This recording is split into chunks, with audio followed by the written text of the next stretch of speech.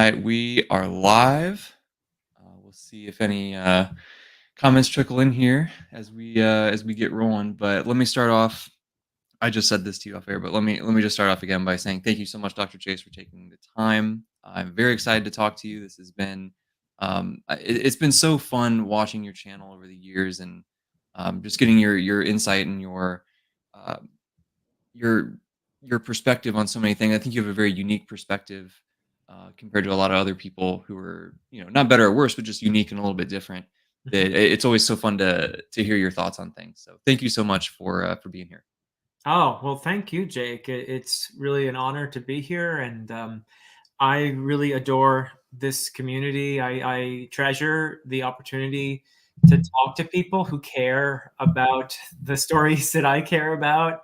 Yeah. It's really major part of why I started a channel in the first place. So this is always a joy for me, and I've really enjoyed getting to see you with your channel, and it's always fun for me to see newer channels getting going and finding their place in the community and contributing their perspectives. And that's something I value tremendously, and that helps keep the community fresh. So it's really a pleasure for me to be here. And I see we have some cool people We do. in the chat as well. We got a bunch of people. Britton's here. Stepan's here. He sent me one of his books not too long ago, so I'm excited to check that out sometime. Very cool. Alex, what's up, man? Hello, hello. Brady just finished. No spoilers from Yeah, any of the One Piece stuff. you are reading One Piece, I so am. probably will come up today. But I yeah. hope so. Trace, hello. We have the one and only Mr. Brian Bell. All right, there's my buddy. Two of your favorite people on YouTube. I don't know. You must be seeing somebody else other than myself here, but thank you. No, thank you. And there's Britain. Good band, yes. Doesn't it? Yeah, maybe I should start one. Maybe you should. Maybe you I don't should. know what my contribution would be to the band though, other than the name. But I don't know. I mean, you think you'd be a good singer, don't you think? I mean, Oh, man. I can sing. I don't know if anyone would want to hear it, but I yeah. think everybody would love to hear it. I have done it a few times actually in a One Piece video relatively recently. I did sing Ooh, okay. I need to get caught on up then. the Thriller Bark arc or saga. It's a saga. It's an arc, whatever you want to call it. Sure. It's one of the one arc sagas, I guess, in One Piece. But yes, I did sing in that video a couple times actually. Yeah. So, Ooh, well, I'm excited to. yeah. Well, I guess let's jump straight into the One Piece then. I guess right here because Alex is here too, and he's been all over me about One Piece as well. Oh, cool, cool. Yeah. So he binge watched all of the anime very quickly. So he's all about it. But yeah, so I still have not read more since the last time I talked to you in the comments about Water 7's up next. Yes. So Okay. Cool. It's still my favorite right now. really, I'm not that far beyond it, but Mhm. Water 7 is where I felt. I mean, I had already felt a very strong connection to the story, and I love the humor, and I absolutely adore the handling of the themes and the depth of everything. Along with the humor, really, it's a pretty genius combination. The goofiness of the series, alongside the handling of some pretty dark and very serious themes that are relevant to not just the past but to our world today, and it's just a really well handled in that sense. I don't think many people who haven't read One Piece realize how deep it is. And I also had experienced moments, and I'm not going to do any spoilers at all for the series because I'm sure there are people in the chat who haven't even read the first bit of it. But there's a moment near the end of even East Blue where I got emotional, and I I've realized, cried a couple times. Yeah. yeah, and moments in the following arcs as well. But I'll tell you what. Water 7 was devastating in the best possible way. It was just it's like reached Robin Hobb levels of tears for me. It was really tremendous. So yeah, it was quite something. So yeah, Water 7, aptly named because there was a lot of water for me. Okay. Amazing. Yeah, Yeah, I I love it. cannot wait. It's Great. it's And you're about to start Water 7, is that right? yeah, that'll be next. It's just one of those of finding the time to do it is because there's so much, you know, in October, everybody's getting ready for the Bloodsworn finale, right? So I am. Yeah. yeah, I know I still need to read book 2, so I gotta get that in here this month. Okay. Um, and Just a I heads did up about Water 7 too is that it does start with a slightly goofier arc. okay, In Long Ring, Long Land is really goofy, and then it gets into Water 7. It's the arc, and then things start to really you get to see where the big stuff happens. But don't dismiss Long Ring, Long Land either. Though it sets up, I think, some interesting themes done in a lighthearted way that will be picked up in Water 7 as well. okay, So yeah, good to know. Oda's ability to plan out this series is just it's jaw Yeah, dropping. The stuff that you realize, oh, he was setting this up back in East Blue Saga in the beginning of the whole thing, and he's returned to this. He's got little nods to characters who don't appear until hundreds of chapters later, and stuff like that. It's just really beautiful stuff. Yeah. yeah, that's something that's really stuck out to me so far as well. Is he is just a master of foreshadowing. Yeah. It's Yep. unreal. Yep. Um, yeah, it's crazy, and even the themes that we've gotten into so far through, especially Arabasta and Skypiea, there have been some. It's getting heavier and heavier. It seems right, Yeah. and some of the goofiness is also ramping up at the same time, which is such an interesting juxtaposition.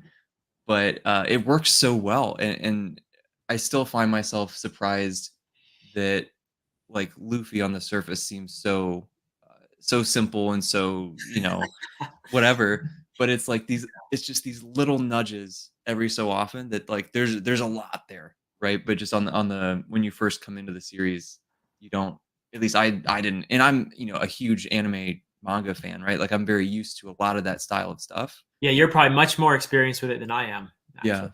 Yeah. Um and I still came in and I was like, "Oh, wow, this is still surprising." So, Huh. um Okay. very cool. Very cool. Hi John, thank you for coming. Appreciate it. Cool. This Cool. is I'm curious, Philip, have I earned the right to call you Philip? I feel like I'm not a Oh, real of bookkeeper course. yet. Everyone in this community can call me Philip. You have these people like John from Talking Story who keep calling me Dr. Chase, and I can't make him Yeah, stop. you So, can't make me stop. I kinda get it to the extent like I have about a year left of my PhD, and, yeah. like, I'm no one's gonna call me Dr. Remmert, like, that's weird. Just call me you know what I mean? It's gonna happen. It's It's gonna gonna happen. happen, but I'm not gonna ask anyone to do it. Yeah. So, like, I kinda understand, but anyway, I wanted to ask, since this came up, this series has been recommended to me a number of times. Is this something that you're familiar with at all? No, I haven't read it. I would like to try it though. It's on my kind of long-term TBR, along with a bunch of other things. But yeah, I know a tiny bit about it just based on people recommending it, but Mhm. that's it. Yeah. Yeah, it was actually over the summer, my girlfriend and I went to a long road trip, but we actually spent about a week in Asheville, which sending good vibes to Asheville, my goodness. But one of her friends there who randomly found out was a big Dune fan, and Oh, we were talking about books a little bit, and she recommended that series very strongly. okay. And I recommended Sun Eater in response, which she has started and loves. So, Nice, nice. but there's another one. What is this? Naoki Urasawa. I have not read that. I've not heard that name before. Um, yeah, so I will take more information, I suppose. That is the name of the mangaka, I guess. I suppose Is that we the one will. who wrote? Now I get them. I'm sorry, I'm terrible with the names. Uh, We'll find out. Britain will follow up. We'll figure it out. yes. Tell us, Britain. Yes, helps Britain. Okay. Let me also, as I'm sure the viewers can see, this is becoming my new obsession. So I finished book one, um, just a couple of days ago, and I was telling. I think I said this in my one of my recent videos, and it's ringing true to me more and more as I kind of sit here. Oh, he wrote Pluto and Monster. No, I have Okay, I not. thought it was the Monster. I've Yeah, read Monster, so yes, I've they're read both both. high on my list, Yeah. but I've not gotten there yet. Yep. Okay, now we know. Cool. Um, okay, so the more I sit here and think about this, the more I'm just like this.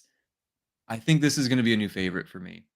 And I promise I'm not just saying that because I'm talking to you right now. Like this is there's I was thinking about this. I was talking to Chance Dillon about this, Uh-huh. Yep. about how we always throw out like this is, classic fantasy with a modern twist or things like that. Right. And I think usually things like Faithful and the Fallen or The Bound and the Broken, things like that get that sort of description a lot.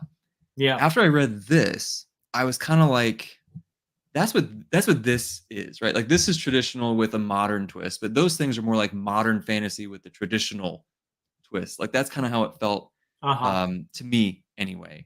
So I don't know. It just this is the thing that's felt the most like the Lord of the Rings that I've ever read, other than Lord of the Yeah. Rings. Not that it copies it by any means, but it's just Right. the feeling that I get in my soul as I'm reading it. I'm just like, ooh, yeah, this is really Yeah, I similar. think on the level of prose, that's one way in which I would look at The Faithful and the Fallen, for example, which I adore. Oh, hello, Angela. Good to see you there. Thank you for joining. And yeah, it's a series that I adore, The Faithful and the Fallen by John Gwynne. And I would say that that is one series that does get a lot of times that kind of mix of traditional and modern. Mhm. And one of the ways in which it's modern to me is the prose. It is fairly, it definitely is very accessible prose, and it's also um, it serves the story beautifully. And it is in respect to being traditional, though I would say that the in the last, with the whole grimdark, movement and all of that, I think a lot of fantasy became more. I think it was a lot. I mean, grimdark really has roots that go well past George R. R. Martin and all of that. But George R. R. Martin had a tremendous influence on the genre.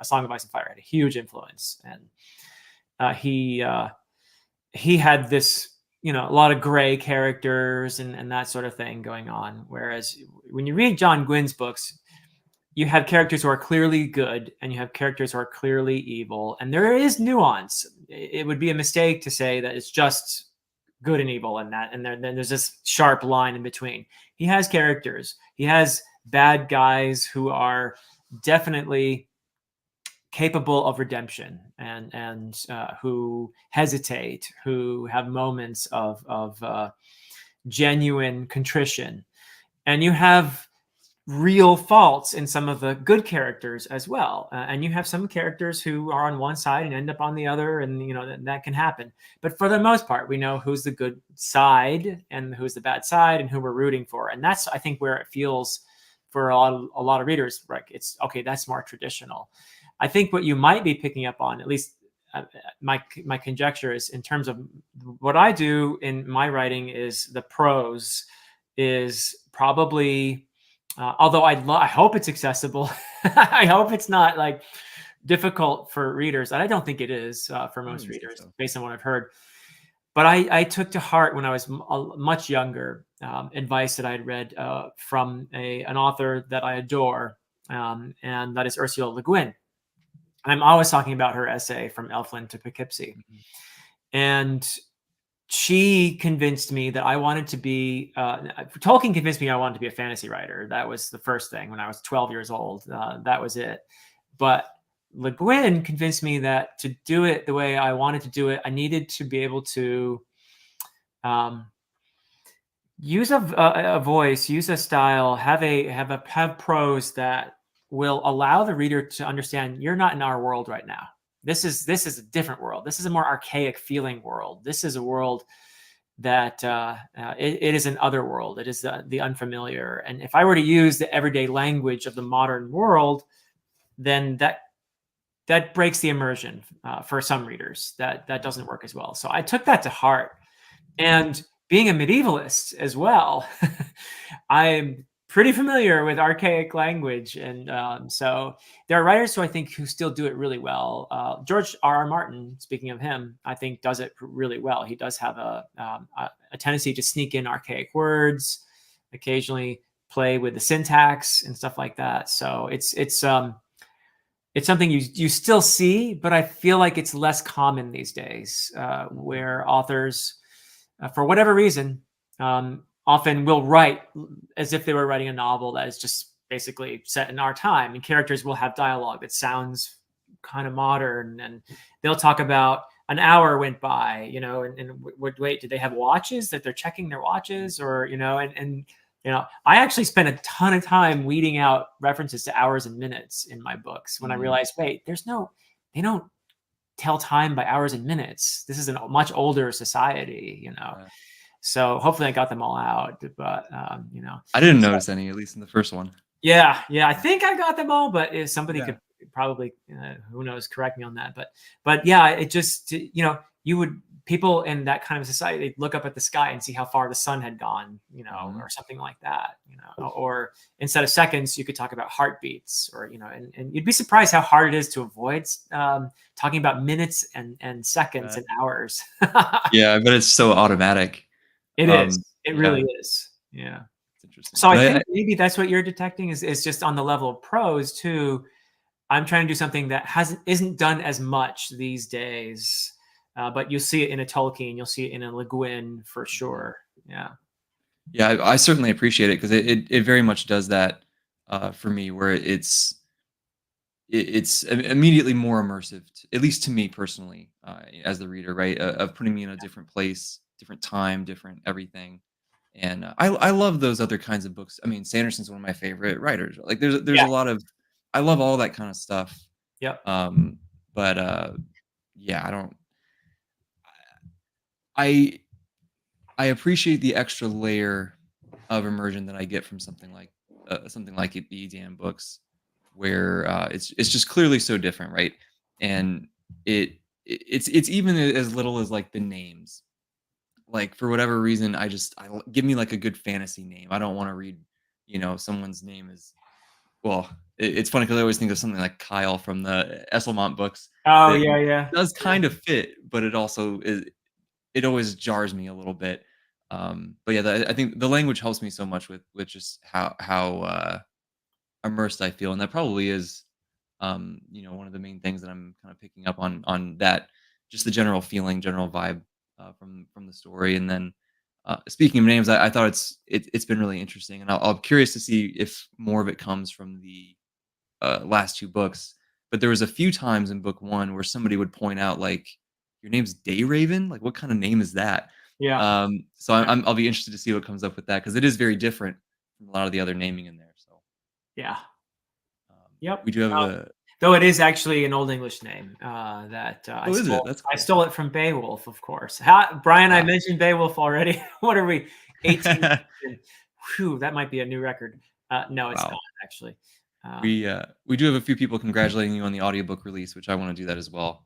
That's awesome. I watched your video with Alan earlier, and, that's yeah, very I'm not a big audiobook guy, but, that's awesome. thank you. Yeah, I am not an audiobook listener myself, but Alan is tremendously talented, and I'm actually really enjoying listening. I know the book pretty well, actually, but I'm still listening to his narration, and he's just so good at this. He has a gift for voices and dialogue, and he also is just a straight up great narrator. I mean, he reads and I feel like, wow, that's just so professional. He really put a ton of effort into it, so I'm delighted with how it sounds, and I hope that people are enjoying it who are listening to it. But yeah, it's exciting to me to have the story come alive in this new way, and Yeah. yeah, and maybe also reach some people who there's a combination of reasons why people love audiobooks, and it's just great to be able to reach some of those people. So yeah, Yeah. Yeah. That's awesome. Um, this is weird. This is now the second time that I've been included in, like, people like on BookTube, which is wild to me. I'm yeah, like, "I've just got here, dude. This is crazy." But, Um, Thank you, Top Banana. Love your name. And joining on that Janie Words read, I cannot describe to you how excited I am to read the Janie Words books and to finally go back and be able to watch all these discussions that like you and Joanna and AP have done. And Yeah. um, I cannot wait for those books. It's just it's eating at me. Yeah, there's a couple groups that are ahead of us even on BookTube. So there's Varsha from Reading by the Rainy Mountain, who's been reading along with. Who else is in that group? Well, I know that Jared from the Fantasy Thinker is further along than I am, and then of course there's PL Stewart. I think he's done with the whole series, but he's a Okay. huge fan of Jenny Wirtz as well. But yeah, there's a few other people out there who are ahead of us.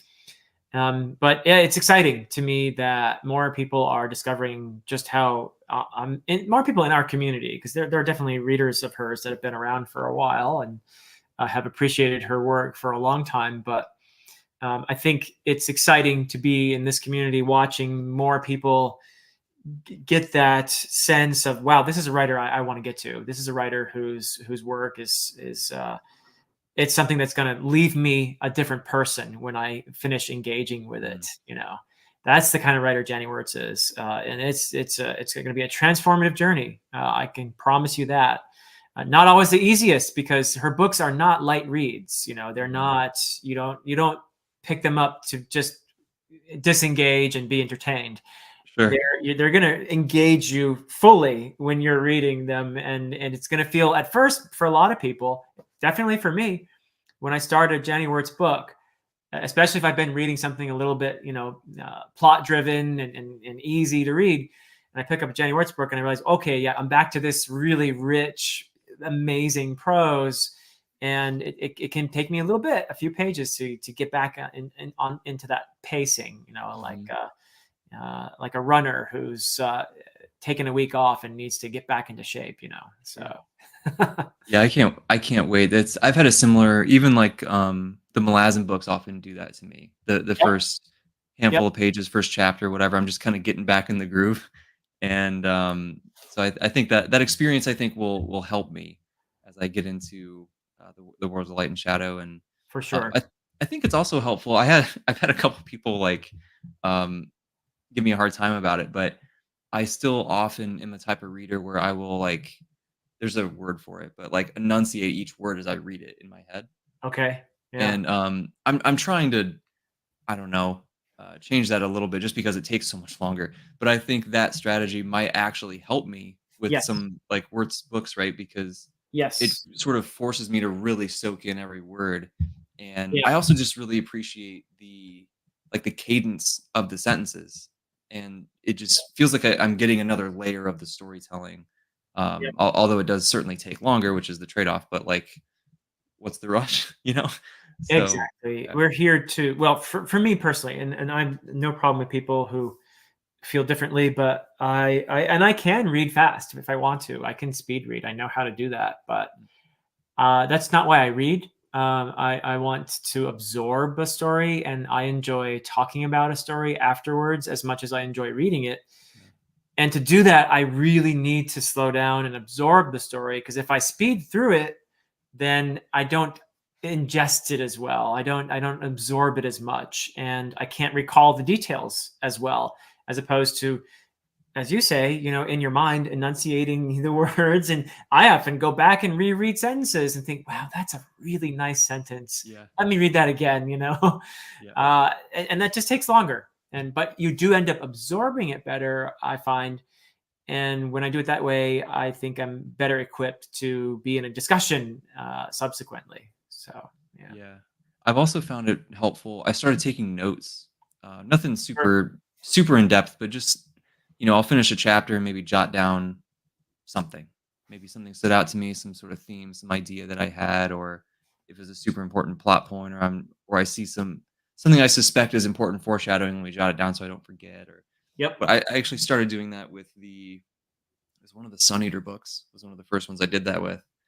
And by the time I finished it, I was like, wow, that actually helped a lot. Like, I feel like I Cool. absorbed so much more. So Yeah. I've been doing that ever since, and it's it's very it's again slows me down a little bit, but you just get so much more out of the story.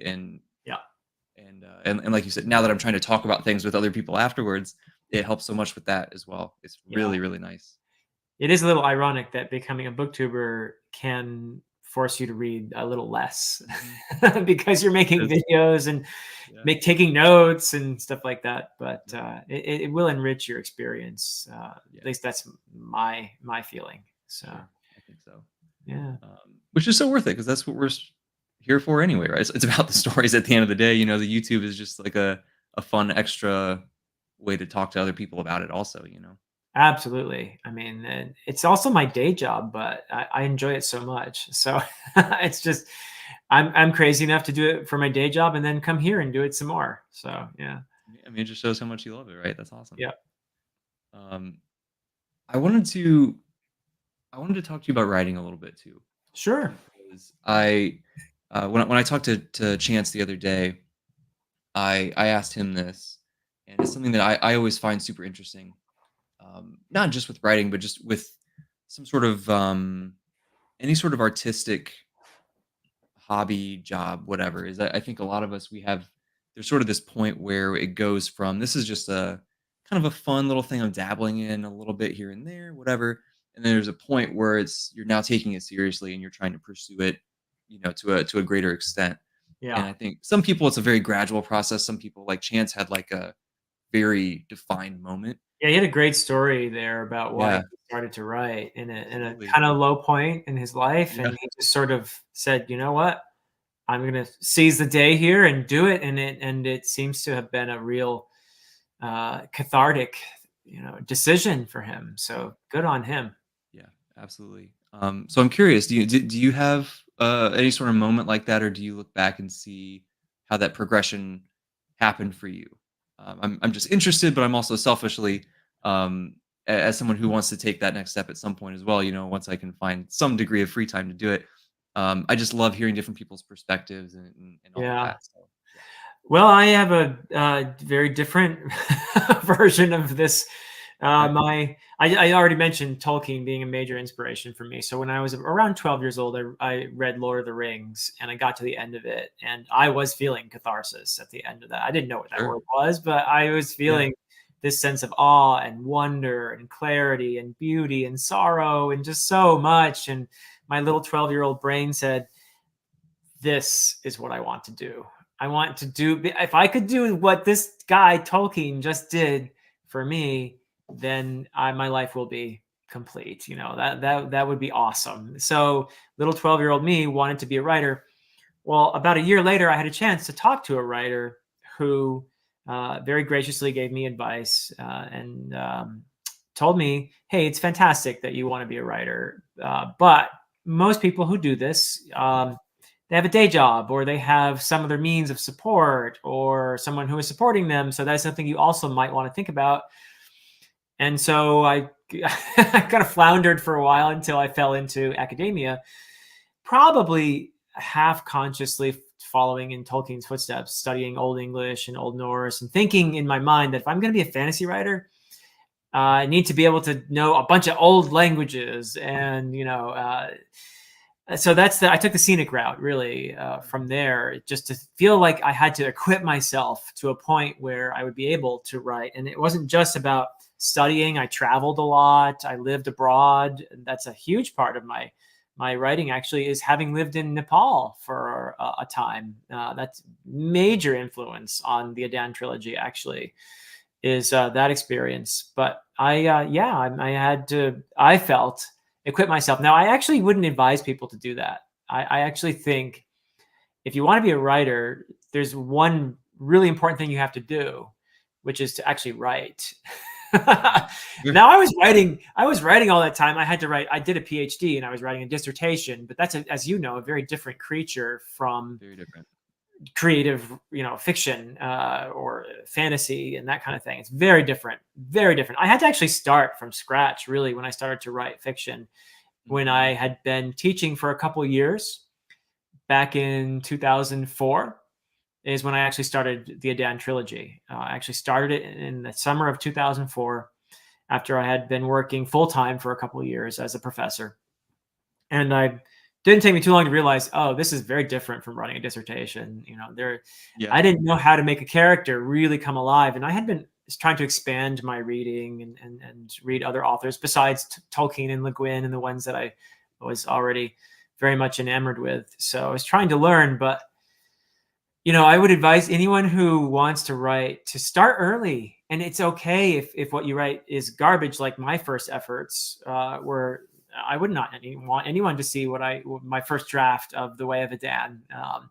But that's how you get better. You have to keep at it. And there may be stories you write that end up in your desk drawer and no one ever sees them, and that's okay because they've made you better. So I would advise people to not do what I did and not wait until you feel like you're ready, right? Like now I'm ready to write this masterpiece. Don't do that. Just write. And of course, read a lot. Read within the genre that you're trying to write, but also outside of it. Expand yourself. Read a lot, and if you can, travel as well. Definitely. Well, I don't know. Maybe you'll have to. I don't know. If Rick is the protagonist, then I think we're good, Brian. Then we're probably good. You can use it. You can use it. Only though if Rick is the protagonist. Seems fair. Yeah. Seems fair. I think that's great advice. I think that really rings true to me as somebody who, my most of my time is spent in the fitness industry. That's what my PhD is in. That's how I do my work, right? Yeah. And it's the same advice to people, right? Like you have Yeah. to just start. If you want to exercise or whatever, there has to be a time where you just jump in. You're not going to be good at it. You're not going to be super Right. strong. All these things, and but you just get better with practice, right? I mean, that's how all skills are, and so that really rings true to me for sure. And Yeah. and Yeah. I Good. Yeah. I mean, that's a great analogy. I find you don't go to the gym for the first time and try to bench press 300 pounds. no, yeah, it doesn't work. Doesn't It work. doesn't work.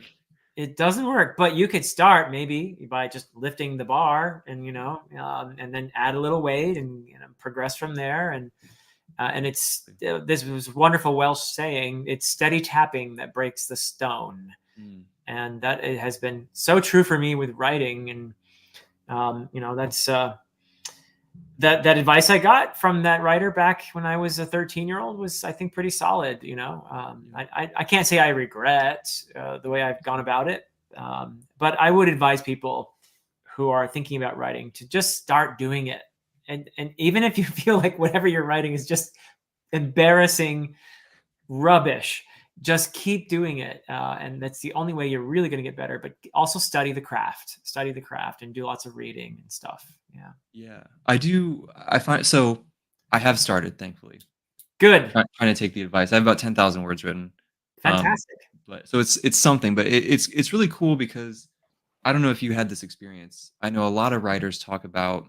This is not including me. I'm not calling myself a writer, but a lot of writers would talk about how when they try to start writing, they read differently. They find they don't enjoy reading quite as much because they're all of a sudden starting to analyze things and all this. Yeah. And I have I try to do that now when I read or when I watch a TV show or whatever. Right. I try to think about like, wow, that was amazing. Okay, why was that amazing? And try to analyze things a little bit. And I don't feel like it's impacted me negatively. I feel like it's adding a cool new layer to my enjoyment. Yes. Um, so where do you find yourself to kind of be on that? Oh, for sure. I've talked about this with AP before, actually. We did a series on how to analyze stories, Awesome videos and though. we were asked about this actually. And I think when you study writing and you engage in it from the writing side of it, you do find a new way to appreciate reading as well, Mhm. new ways to appreciate reading. So that's why I love reading Jenny Wirtz or Stephen Erickson, Yeah. because I realized, wow, these are masters of the craft. Mhm. These are people who have really studied and know their way around a sentence and understand storytelling on a level that is just like Zen. I mean, they've really Robin Hobb. These are people who just really are just brilliant at this. And so that's something I couldn't have appreciated if I had not spent years trying to understand the craft. Not appreciated as much, I think. So you gain, yes, in a way you do lose some enjoyment because you become more critical in moments where you're reading something and you're like, oh, I would not have written that sentence that way. Ouch, whereas, if you're not, that part of your brain is not engaged, you just skim right over it, because you're more likely to be looking for the plot. If you're not thinking about the craft, you're more likely to just be, what happens next? What happens next? What happens next?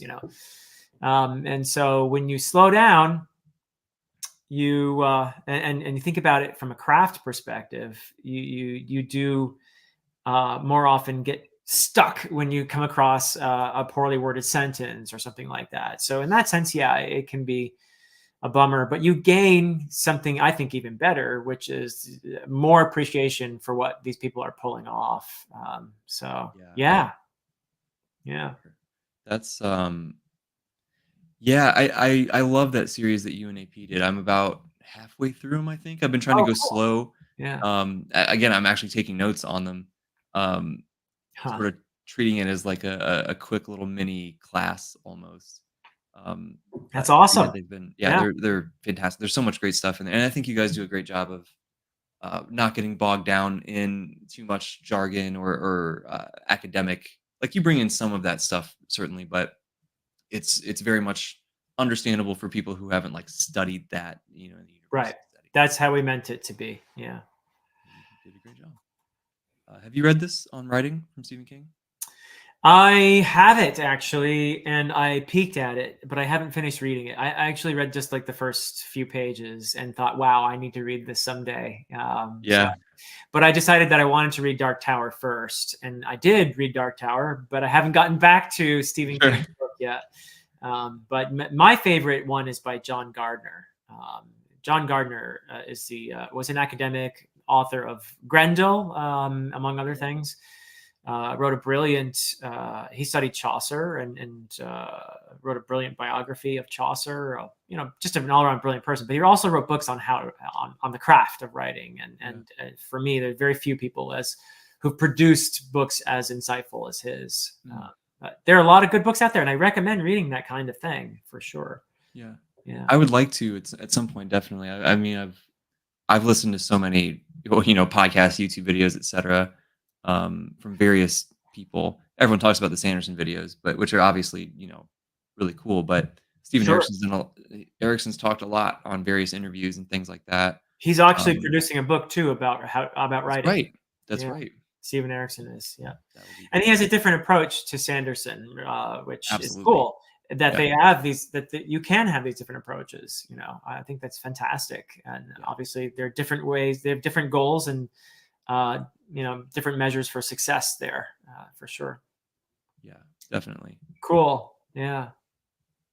One other writing question that I had for you, because you are a busy man, right? Yeah. You have a real job, you have a family, you do booktube, you write. How, if you don't mind me asking, how do you kind of fit all those things together? Because I find myself sometimes struggle. There's never enough hours in the day to do everything I'd like to do, right? And it can be difficult to find that. I don't know if balance is the right word, but just kind of that shifting harmony of all these different things where you still get all the adult stuff done that you need to get done, Yeah. but can also explore these creative outlets and things that you want to get to. So if you don't mind me asking, how do you kind of balance those things and make it work? Yeah. No, it's that I think my standard answer to that would be everything I'm doing at this point in my life, including my work and booktube, writing, all of this stuff is for me. It's fun. I love it. It's part of my passion. It's part of who I see myself as, and it never feels like work when I'm doing this stuff. So I guess that's how. I mean, I don't really feel like I'm busier than other people. Somehow I give that impression, I guess. But the other thing is, I think that I'm old, Jake, and the thing is, I was working on that trilogy for more than 18 years before I published it. And maybe I gave people the impression that I was working real hard around the clock or something, but I did it over 18 plus years, mostly in the summers when I wasn't teaching. So it's harder for me to get any writing done during the semesters. In fact, I'm kind of struggling right now to get my sequel edited because I'm just a little too busy. So yeah, I do get too busy sometimes, I guess.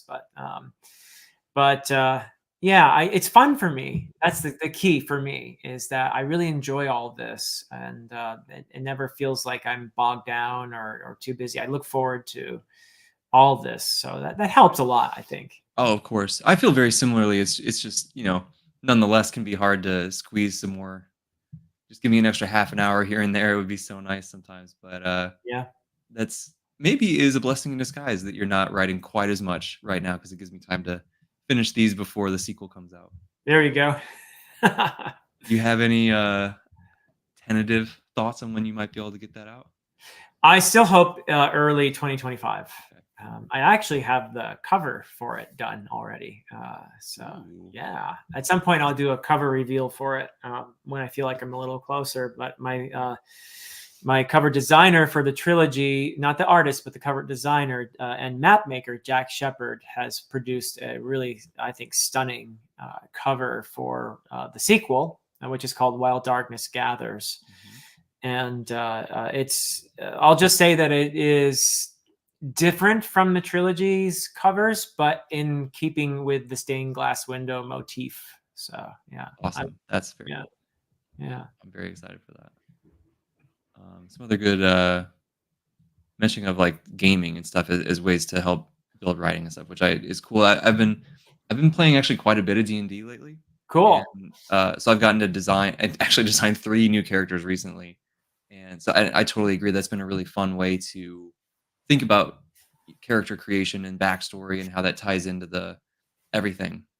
It's been very nice. cool. So I would second all that. Yeah, of course, a lot of our favorite authors are gamers as well, including Erickson and Nesselmont, Of course. famously. Yep. Using GURP to develop the Malazan world, and or GURPS. Is it GURPS? I think it's GURPS. I think Whatever that's it's called. But yeah, they started in D&D and then they moved on to GURPS. yeah. Have you ever played any? D&D I played, yes, when I was in middle school and high school. Yeah, That's and I awesome. loved it. It was fun. I had Oh, fun. two characters who survived Nice. all those years. That's awesome. Well, I don't know if you've heard, me and Chance are trying to kind of roughly organize some booktuber D&D games at some point, so I maybe we'll have try to heard, recruit you yeah, someday. yeah. It sounds like fun. It sounds like a That's blast. awesome. Yeah. We're already struggling to schedule stuff with the small group we already have, so maybe a future game I'll try to recruit you. We'll see. Yeah, well, yeah, I can't commit to it now just Oh, because of course. Yeah, I yeah. do have all these projects going on, and I'm actually, believe me, I'm sorely tempted because I had so much fun. Yeah. D&D is It's such a fun. great way to it's a great way to spend time with friends, really. Oh, 100%. Yeah. 100%. I think we're gonna focus on doing like a just a quick one shot thing rather than trying to commit to multiple. Yeah. It's just because that gets so difficult with, you know. Now, do keep in mind if you ever invited me and if I were ever able to do it, I haven't played since 1980 Oh, that's something. okay. So it might have That's changed a okay. little bit. Most of us are relative newbies, so Okay. it'll be, we're gonna stumble through and have fun making fun of the whole process together. Okay. Well, I hope they still have the 20-sided die and Yes. all that stuff. They So do. We'll never abandon the D20, that's for sure. nice.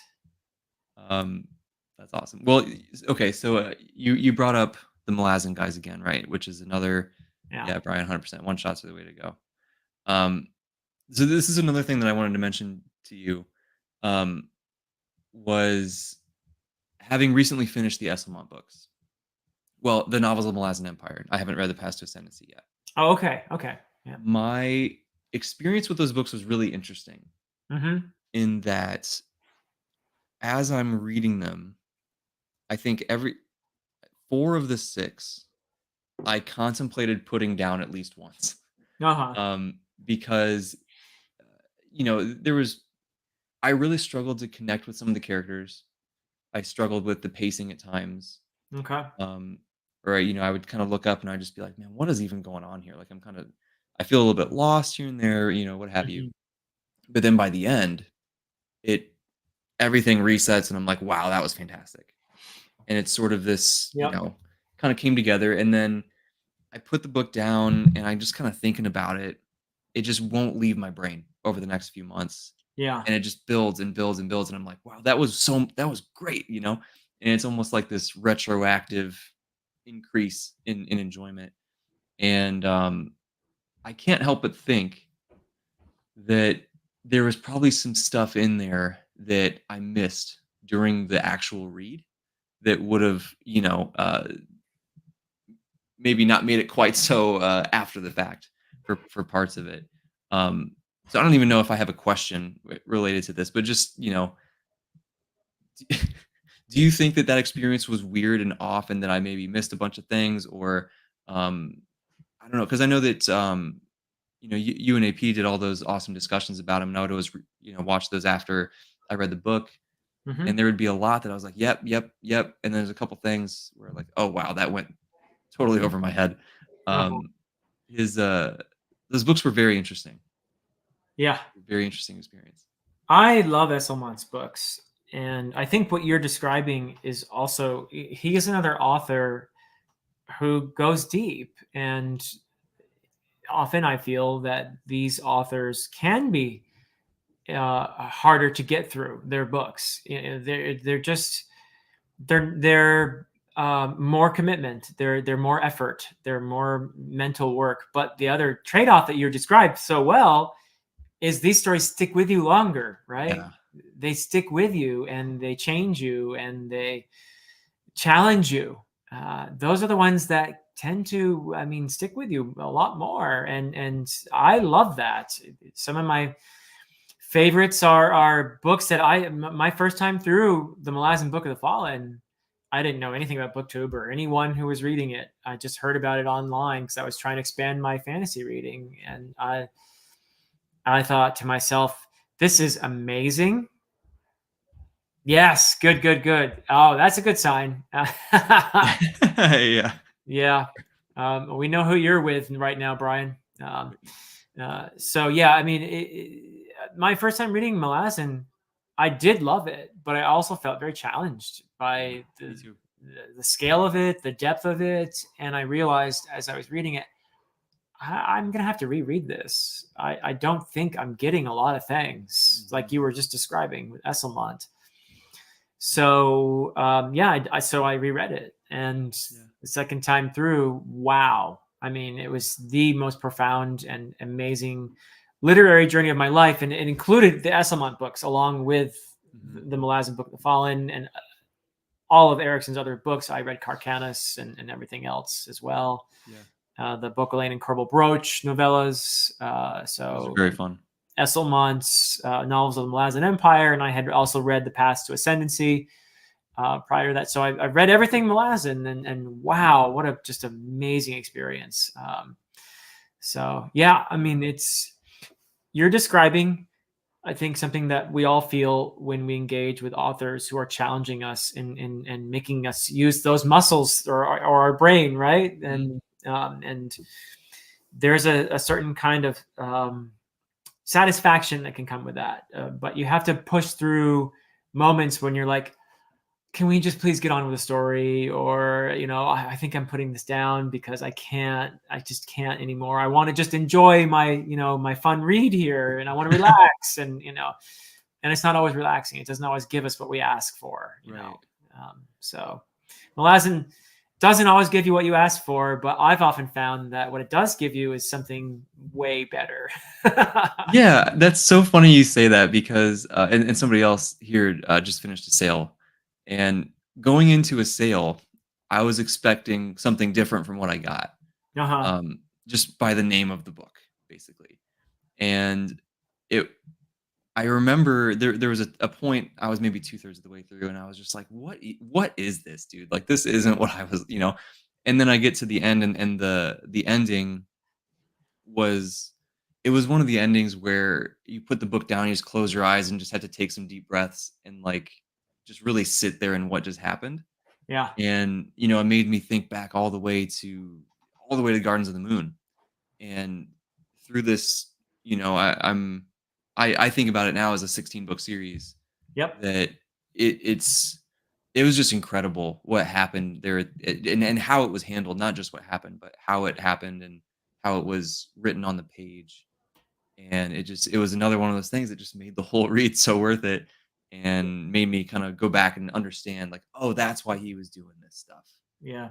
Yeah, it was Yep. cool. I just had a student in my intro to lit class who was all my students have to present on one of the readings during the semester, and this poor student had signed up to present on a Kafka story, a Franz Kafka story, Okay.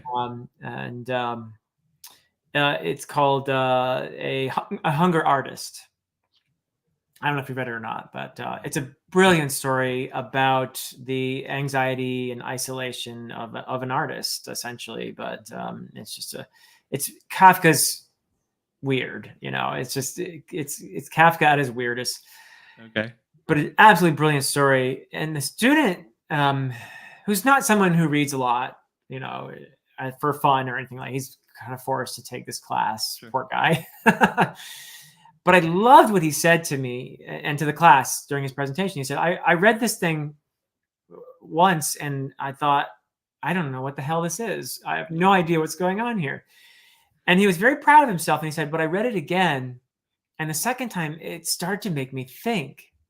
And I started to realize, oh, this is kind of cool. And I just loved hearing him say that, you know. That's awesome. How many times have I done that, you know, myself? Yeah. So, yeah, I think that it's not that you have to reread every series or every book. Sometimes I'll read a book that I know I'm only going to read once, and that's fine. You know, I enjoyed it, and that's good. Yeah. But I will reread something like Book of the New Sun because I have a lot of questions still, and I have a lot of thoughts, and I want to engage with it. I want to wrestle with it some more. Yeah. It's got enough there for me to do that and to Yeah. enjoy doing that. So That's one of them that, when, you know, I hear the rumblings of you and John and roping Christopher in, and, I yeah, will 1000% read along with you guys, because cool. that's one that's high on my list that I really wanna get to, but I am scared. And I just wanna Yeah, I'm not scared, that's an exaggeration, but, yeah, um, I wanna have, you know, a couple buddies that can, you know, I can listen to them talk about it and be like, "Oh, okay, that makes a lot more sense." I think yeah. that'll help. That's Yeah, cool. I'm looking forward to it, and I would like to reread Book of the New Sun, and then probably eventually press on and read Earth of the New Sun and all the other stuff that Yeah. that goes along with that. But I Have that on my definitely shelf, but missed a ton of things when I read it the first time. And there are some books where you just have to be okay with being lost and sure. not knowing everything, and you know, but not having to master something all at once, I think, is something that I had to learn. Yeah. Ironically, yeah. It's funny that, you say that too, because I remember when I first read Gardens of the Moon, it was actually this time of year in 2019. Okay. I remember it vividly because it was when I was traveling to go visit the grad school that I eventually went to, Cool.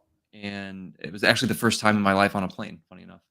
So, I remember picking up that book, and you start Gardens of the Moon, you know, you're thrown into the fire, and Yeah. I remember just right away, I was just like, "Okay, like, it'll make sense at some point," which I've come to find out is not a normal response. Like, most people get frustrated when they don't understand what's happening. I And that did. I actually did. Yeah. Yeah. Yeah. It's so interesting because 'cause I'm just like, "Man, this is." I feel like that isn't that weird to get thrown into a world, and, you Yeah. know, the Adam books do that. Like, there's a lot of, not a ton of terminology, but, you know, Right. there's stuff that's getting thrown at you, and you just, to me, it helps with the immersion. It's just like, "Oh, yeah, this is a different world. Of course there's gonna be words I don't understand." That And the attitude time will to get you spend. far when you read Book of the New Sun. Yeah. Good. Okay. Good. Um, this is an interesting, asking about, you know, rereading something. Like, do you sort of reread the book multiple times before you move on, or do you do the whole thing? I personally would do the whole thing. I do the whole thing. Yeah. That's what I would do. I agree with you. I think that, well, that's how I did it anyway. But yeah. Now I do know people who will get to, you know, the first 2, 3 books and then we'll pause and then we'll realize, oh, I got to Mm, reread those. So a lot of people have reread the first, you know, books more times than they've sure. read the last That's books. funny. Like I could Alan, see that. Alan from the Library of Alexandria, my incredibly talented audiobook narrator. I don't remember how many times he's read the first few books in the series, but I know it's a lot more times. And it took him forever to read The Crippled God. It was like a big event on BookTube when he finally read The Crippled God. Yeah. So yeah, That's funny. I can't wait to reread Malazan. I'm so I did as much as my bank account hates me. Yeah, this is very true. As much as my bank account hates me, I did get those broken binding editions. So I did too. When those show up, it's going to be really hard to not start a reread.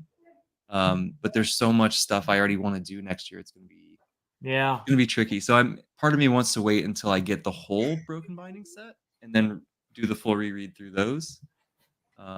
Just so I don't have to wait a year between Memories of Ice and House of Chains or whatever they do. That'd be a great way to experience that series too, with those beautiful books. Yeah, I don't know if I mean, some people probably wouldn't even want to read the books because they're so beautiful, but I'm going to read mine. I'm going to read it. I'm very much the opinion that books should be read. At least for me, right? I totally get people wanting them just as an art piece to sit on the shelf, and I get that.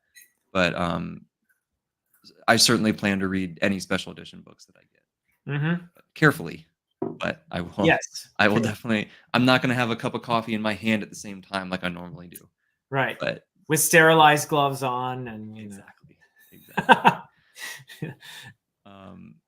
This is interesting. The best current fantasy series still going and best sci-fi series. Do you have thoughts on this? Because I know a lot of the big, a lot of ones that I've heard from you on your favorites list and whatnot are finished, right? And a lot of mine are finished as well. So it's tricky. Huh. I'll have to think about that because most of the stuff I love. Oh, actually, I have an answer. And it actually answers both questions because it is a genre blending story. And it's Mark Lawrence's Library trilogy for sure. I really want to read that. Yep. Starting with The Book That Broke the World. And no, sorry, the Book That Wouldn't Burn. And then book 2 is The Book That Broke the World. And book 3 should be out in March or so, I think. So was it that soon already? I'm actually not sure, but at some point in the first half of next year. Yeah, I think. I know he's written it. It's done. It's just when the publisher puts it out. Yeah.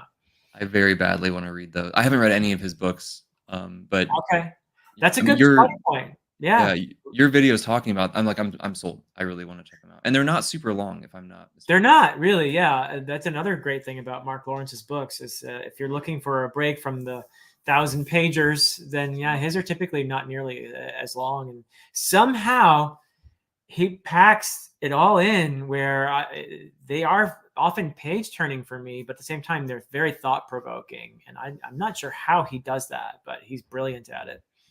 But yeah, I love his stuff, but I think the Library trilogy is probably, let's see what he does with the ending, but it's probably going to go down as my favorite of his that I've read so far. Nice. So, wow. Yeah, that's cool. Yeah. It'll be the 4th trilogy of his that I've read. Yeah. Got it. Yeah, he's definitely high on my list. I think my answer for that, surprising to nobody who knows me, would be Sun Eater. Cool. I'm so obsessed with. I know a couple people are trying to get you to read it as well. I will read it. I have the first book. I'm the only problem I have is I have other stuff to read. 100%. I get it. There's so many things I want to read. That's just so hard. It's just the perpetual issue around here. Yeah. 100%. I definitely understand. I started. I was planning on jumping into Hunger of the Gods, but I had to grab the next Sun Eater book. I just couldn't stand it anymore. I had to get the next one. So I'm on book 5 now. Okay. I'm so excited for The Fury of the Gods myself. I love John Gwynn's books, and I think his writing has actually. We were talking about craft earlier, and his earlier books are wonderful, but I think his as he's gone on, he's become even better at the craft of writing, and I think his best from a technical standpoint, his best writing is what he's doing now. But yeah, it's going to be a fun thing for me to finish up that Bloodsworn trilogy for sure. Hello, Sarah Beth. Hello, thank you for coming. Warlord Chronicles up there. Warlord Chronicles, Bernard Cornwell. There's a few people who are bullying me into reading that. That's the So thing about BookTube, man, and people like to bully you into reading all stuff. these bullies around here. I'm finding that out very quickly. It's tricky, but yeah, I can't wait to get into Hunger of the Gods. It's like I'm kind of putting it off a little bit because I know I'll be able to read it relatively quickly. His books just move. They move, yeah, beautifully. Yeah. Yeah, so Yeah. I feel like I can squeeze in a Sun Eater book real quick, and then real quick, and then get into that one. And I will admit, when I got into Shadow of the Gods, and as a new world, all these things, it wasn't quite as different from the Banished Lands stuff as I was expecting. Uh-huh. Parts of it still felt, the characters felt like they could have easily lived in the Banished Lands. Uh-huh. Uh-huh. Some things like that. So I wouldn't say I was disappointed, but it just was a little bit different from what I was expecting. Well, it's John Gwynn's writing style, which I do think has evolved. The biggest difference for me, and this may feel bigger to me because of my background. Yeah, true, Chris. Very true. The biggest difference to me, because of my background, I think is something that I would be sensitive to, is that the Banished Lands, most of that is very Celtic inspired. Yeah. Whereas the Bloodsworn is very clearly Norse inspired.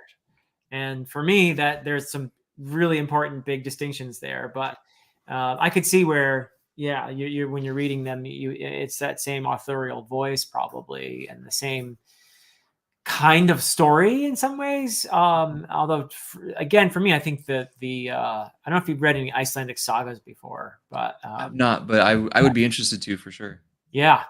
So I feel that the Bloodsworn trilogy more resembles an Icelandic saga than definitely more than more than any fantasy that I know, really. And that's a very particular style that Gwyn is doing a brilliant job of bringing into fantasy. So that's awesome. Yeah, but yeah, I can see where you're coming from in terms of just that feeling that authorial voice is similar in the two series. And I don't mean it in a bad way. Like, yeah, that's his voice is so cool. Like, it's so it feels so authentic. Like the way he describes even just putting armor on. I'm like, yeah, we've done this a million times, clearly, right? Like it's so right. interesting. Yeah, the way the word that one of my viewers early on during my channel described Gwyn's books is they have a lot of heart, and I love that word when applied to his stuff, because I totally agree with that his books have heart.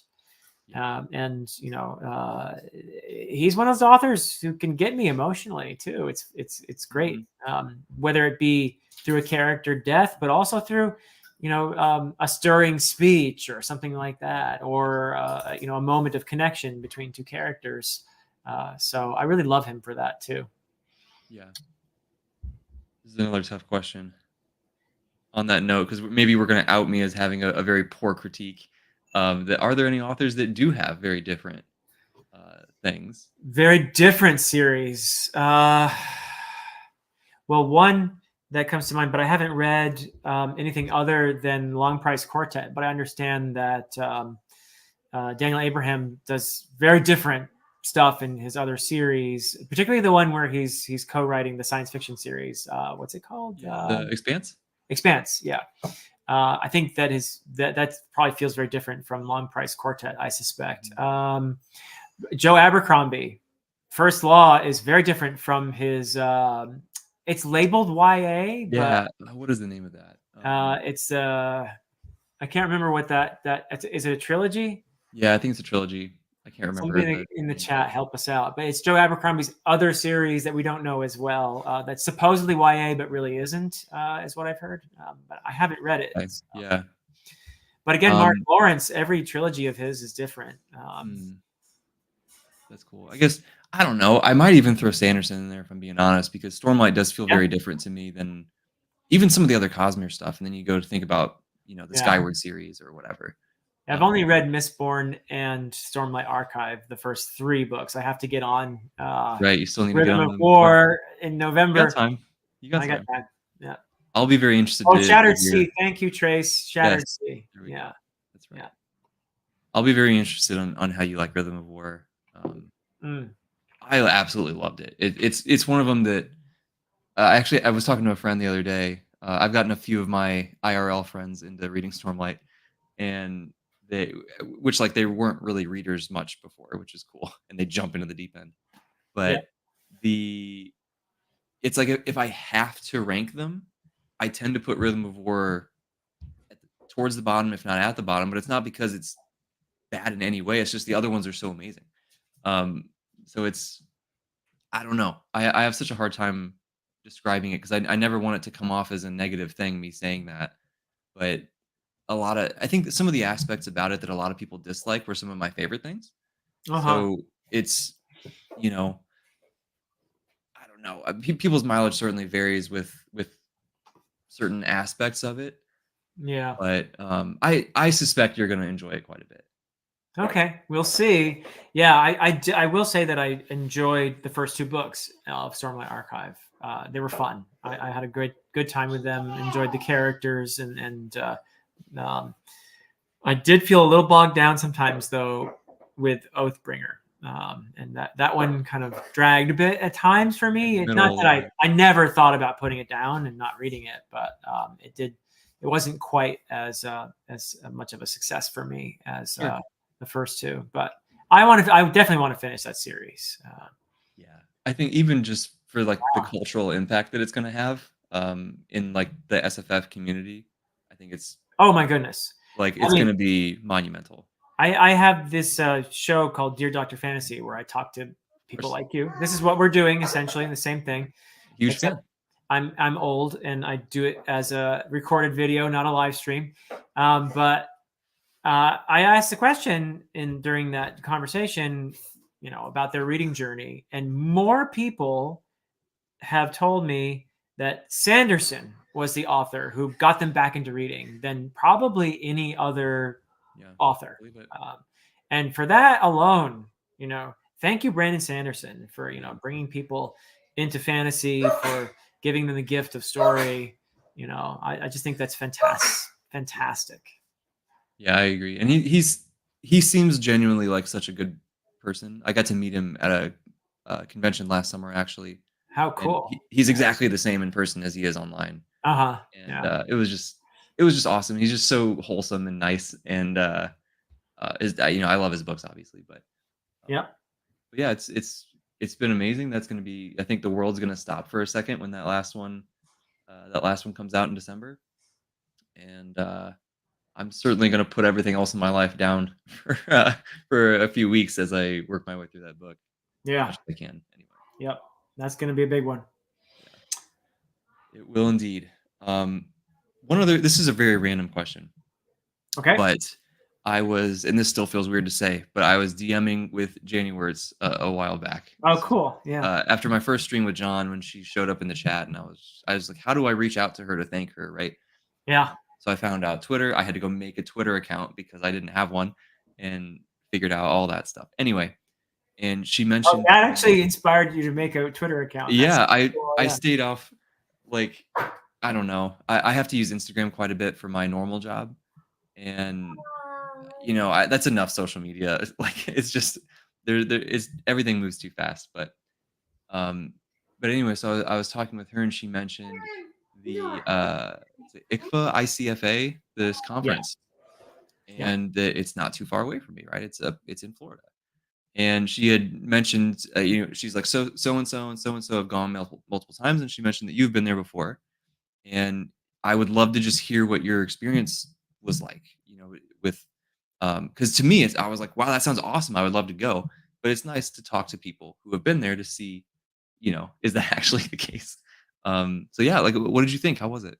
Oh, it was fantastic. I had a tremendous time there. I'm trying to remember what year it was. Was it 2020? Gosh, 2021 or two? I can't remember which year it was.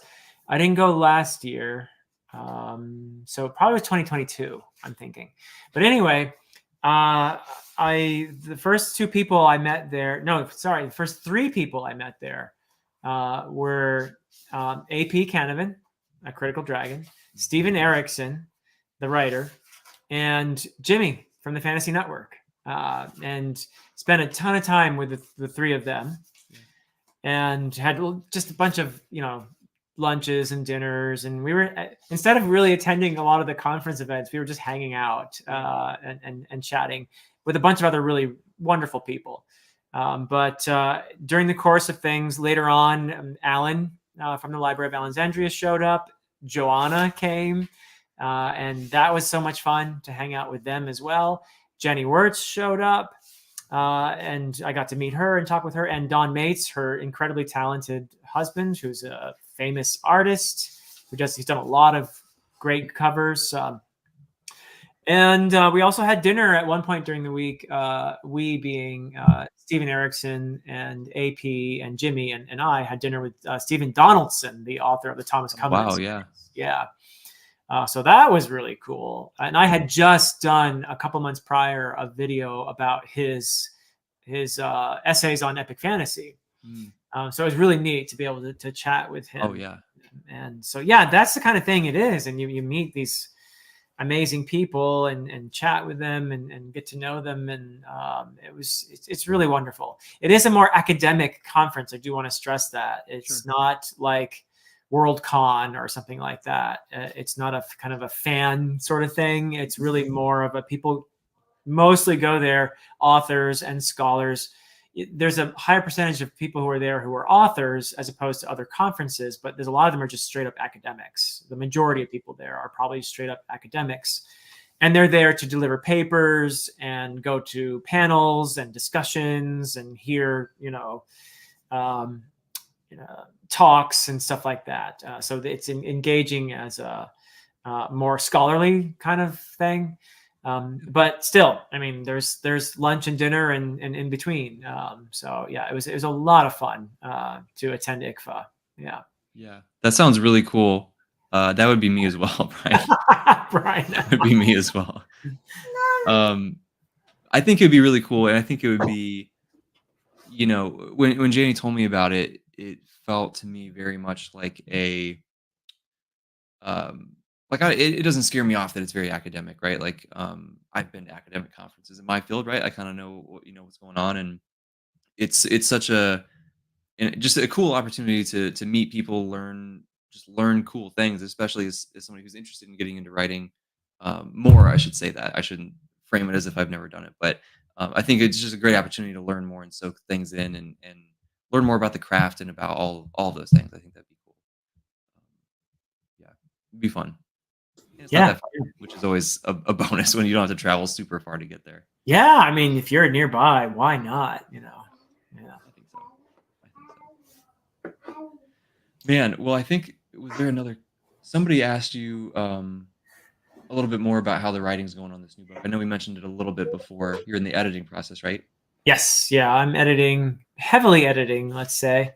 And so, yeah, I'm going to be probably, it won't be until my winter break where I think I have about a month's worth of work to do. And then I'll hand it over to AP, my developmental editor, and get some feedback from him, do one more, hopefully relatively quick passover unless he says it's utter rubbish. I doubt it. Yeah, then it's publication time. Thank you. So yeah, I'm excited. I'm having fun with this story. It's a little different from the trilogy. It's same place 15 years later, but it's a slightly more streamlined story. Let's put it that way. Yeah. And I'm having fun with that style. The chapters are a lot shorter than in the Adan trilogy. So I'm having fun with that form, and just a bit of a challenge for myself. And you'd be surprised, it's actually harder, I think, in some ways, to streamline it. Kind of like writing a short story is harder than a novel in some ways. Sure. Yeah, I'm not surprised to hear that at all. Even just like writing a academic paper, being concise is the hardest thing. Very difficult. Yeah, particularly if you're delivering that paper and you only have 20 minutes to read it. you have to whittle stuff out, and what's the most important thing, and that's probably a good practice. Yeah. I hope so. I'm getting plenty of it. Yeah. That's cool. I was going to ask about that before you kind of talk through just how it's been a little bit different from the first time through this world, and what it's been like to jump back in and like starting a new story for the first. I mean, it's been you said 18 years roughly, right? Since you started the story. Yeah. Um, yeah. Yeah. Yeah. No, it's great. I love being in that world. And I do think it's a book that would benefit you to have read the trilogy before reading the sequel. But I suppose someone could read it without reading the trilogy. Mhm. But I think you get slightly more out of it. Part of the reason I'm able to streamline it is I've already established this world. So, Yeah. I didn't feel that I had to paint that landscape maybe quite as much as I do Sure. in the Way of a Dan, which is one of the reasons why I think again you felt traditional, more classical style, Yeah. is I probably did spend more time trying to lovingly portray the world than is maybe typical for most modern fantasy writers, I would Mhm. guess. But yeah, I mean, I did the whole thing where I drew a map first and I wrote about 100 pages of history and mythology. And, Oh, I tried to fill out that world and make it, three-dimensional for the story. And there are things that I explored and wrote about that will never come up in the actual sure. books. Yeah. Yeah. You can tell though. I mean, like even again, I'm only the one book in, but there's so many things that get brought up by the characters that of the history of the world that like it doesn't feel like it's this weird, it doesn't feel like it's teasing me with things that make me frustrated or like, oh, I just wish you'd tell me this thing or that's confusing. Like it doesn't feel like that at all. It just feels like, wow, this is a real place. Like there's a lot that has gone on here. Sort of in that same vein as the Song of Ice and Fire, the Lord of the Rings, or Stormlight does this. Or a lot of these, not a lot, some of these really big epic series, I think, do that very well, and that's always one of my favorite aspects. I mean, there's a certain percentage of us fantasy fans who love our world building, Oh and yeah. we love series like Wheel of Time or Mhm. Stormlight Archive, or they're just wonderful, fully explored worlds. So that's great, and I feel really lucky now too to have the special edition from the Broken Binding, which is almost ready. I got to. I I'm so can't excited. show it yet, but I actually have seen the cover. Ooh. I am so excited about this cover. I just can't wait to show people. But that is, yeah, coming out pretty soon. But what's really cool to me is that these really talented, amazing artists are portraying scenes from this book that I wrote, and it's like, wow, again, they're coming alive in a new way, which Yeah. blows me away. Yeah. It's really fun to have people do art that is based on your story. It's just so Oh, cool. I can only imagine what that feels like, right? This thing that's been in your head for so long before Yep. you put it out there in the world, and now people like me can imagine those things in my head. It might look a little bit different, but Oh, for sure. you know, Yeah. and then to see something on a piece of paper or on a screen or whatever that's depicting this thing in a very a more physical material way, that's just got to be a crazy feeling. Yep. Yeah, Yep. that's cool. I Yeah, can't it wait to is. get my hands on that edition. It's pretty indescribable. I'm very grateful for this opportunity to be working with the Broken Binding on this special edition. And I think it's going to be just gorgeous. But yeah, everything is in place now. It's just a matter of putting it all together and producing the books, I guess. So yeah. That's so exciting. I can't wait. Yep. And fingers crossed they do the whole trilogy because I'm definitely gonna want all of them. Yeah, I hope so. That's the plan. Of course, if if they print 1,000 books and only 100 people buy one, then they're probably not good. They're gonna say, "Sorry, Philip, we're not gonna move on." But hopefully that doesn't Sure. happen. Hopefully they I'm actually sure it sell won't. and they'll want to do books 2 and 3. But yeah, Yeah, I've something tells me that the internet is quite fond of you, and we're gonna make sure that we buy all those books. well, I hope so. I would hate to have gotten them into a losing proposition. Sure. Because they're, anytime a company like that takes on a project like this, they're taking a chance, and I would like to be able to say, see at the end of the day that they've made something from it too. So Yeah. Yeah, I think it'll be a good win. I mean, they seem to be having a pretty good track record, even like recently they talked about the Sun Eater books. They way underestimated the demand for those. They're going to do another yeah, print. and Like, Malazan is going to do brilliantly.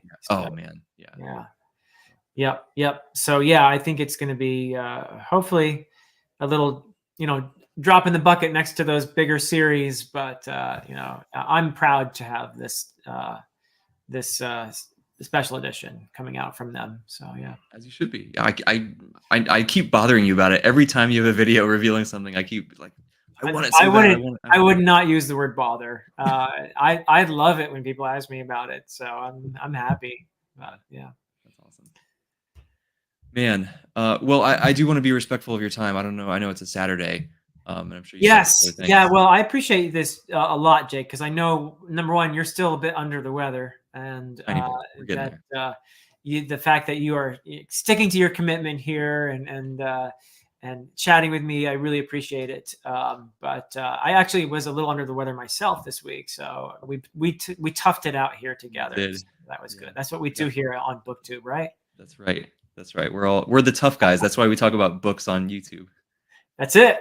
That I mean, can you get any tougher than BookTube? I mean, come on, I don't think so. I don't think so. right? It's pretty rugged stuff. It is indeed. It is indeed. So So thank you again. I'll get a little bit into this just for a second here, but I'm such a big fan of not just your channel, but of you as a person. I think that you are such a amazing asset to this community that we can all learn so much from you and your perspective. But like, I just I feel so lucky that we have you. You seem like such a great, kind, compassionate person. Also, not just smart and funny and all those things. But just thank you for being you and doing what you're doing and sharing your love of the best of fantasy with all of us. It's an well, honor thank you, to. Jake. Thank you. You're very kind, and I every day wake up and feel grateful to be around and to be able to talk with people like you. And this has been a lot of fun for me. And thank you everybody in the chat as well for hanging out with us and adding your voices to the conversation. And also people who watch this later on Jake's channel. Thank you everybody. This is a ton of fun. I live for this stuff. So thank you Oh, so much. it's yeah. This is the funnest thing that I've done in quite some time in my life in general. Right, not just starting this channel, but doing these discussions is just it's so fun. John is right. It's life changing. It blows your hair back. It gives you the tingle. It's all the things. So, That's right. John is very eloquent when it comes to describing these things.